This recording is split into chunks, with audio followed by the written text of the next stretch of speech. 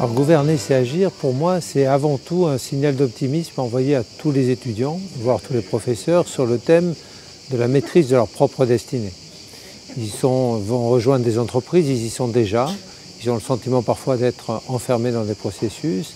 Et en fait, leur action sur ces processus ou en dehors de ces processus va leur permettre de gouverner leur devenir et de fait d'améliorer la gestion du collectif. Donc c'est un signal très fort et très positif. L'action en fait est perçue comme un risque entre guillemets positif qu'il faut savoir cultiver et développer. Gouverner, c'est agir, c'est justement ne pas être dans l'attente, de regarder devant soi et d'agir, de regarder l'avenir. Le message que je voudrais passer aux étudiants, qui pour moi est primordial, c'est d'oser, oser rêver, oser faire autre chose que les autres, aussi test, fail and learn. Pour moi, ça c'est vraiment la conclusion, si vous voulez. C'est pas grave d'échouer. Ce qui est grave, c'est de se coucher et ne pas se relever.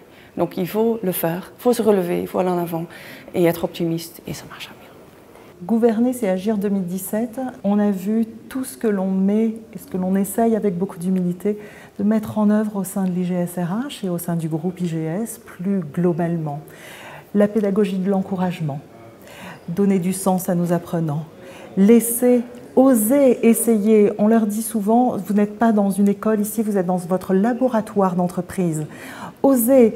Vous allez échouer, ce n'est pas grave, on vous aidera à vous relever et tout ça pour une seule et simple chose, d'aller à la réussite, d'être après le porteur de ces valeurs que l'on porte au sein de nos programmes, d'humanisme, de professionnalisation, d'entrepreneuriat et de les faire vivre après dans les entreprises. On a parlé de prendre le pouvoir d'action, c'est à eux d'agir demain, d'agir aujourd'hui et de transformer. Il faut que cette transformation soit accompagnée, encore plus par les DRH que nous formons, mais pas que les DRH. Je pense que tous les secteurs de l'entreprise sont concernés et si chacun met sa petite pierre à son édifice, on pourra faire des choses merveilleuses. Sur le fond, gouverner, c'est agir. On l'a vu avec un certain nombre d'interventions. La notion n'est pas évidente parce que l'une des conclusions, c'était de dire agir, c'est gouverner et gouverner, c'est réagir.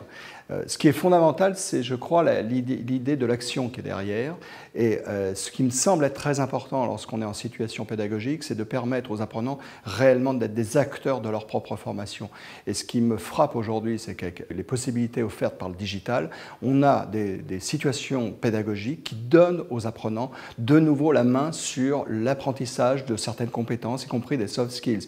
Et il y a une tendance assez lourde en matière de pédagogie, c'est l'utilisation du gaming, de ce qu'on appelle ou de la simulation des outils qui permettent aux apprenants d'être véritablement leurs propres décideurs, de décider et d'agir donc.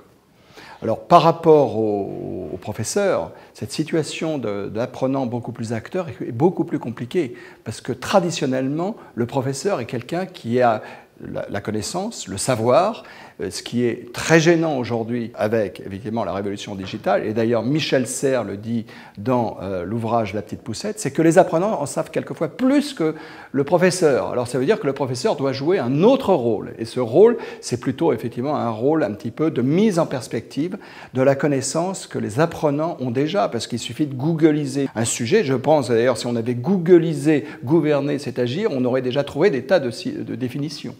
Notre premier enjeu, c'est la révolution pédagogique. Aujourd'hui, les apprenants ont accès à la connaissance sur tous les outils digitaux.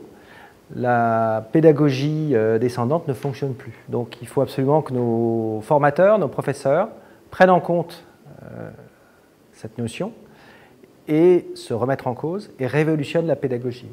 En clair, organisent l'acquisition de la connaissance à travers des outils qu'on peut mettre sur une plateforme numérique et que la formation présentielle soit révolutionnée pour l'acquisition des compétences. Ça passe par la formation de nos formateurs, ça passe aussi par de nouveaux formateurs. Et en tout cas, c'est une forte attente de la part de nos apprenants, jeunes ou moins jeunes, qu'ils soient en formation initiale ou en formation continue. Là, en l'occurrence, il faut agir. Nos apprenants sont impatients et aujourd'hui, ils veulent apprendre autrement, d'où cette révolution pédagogique.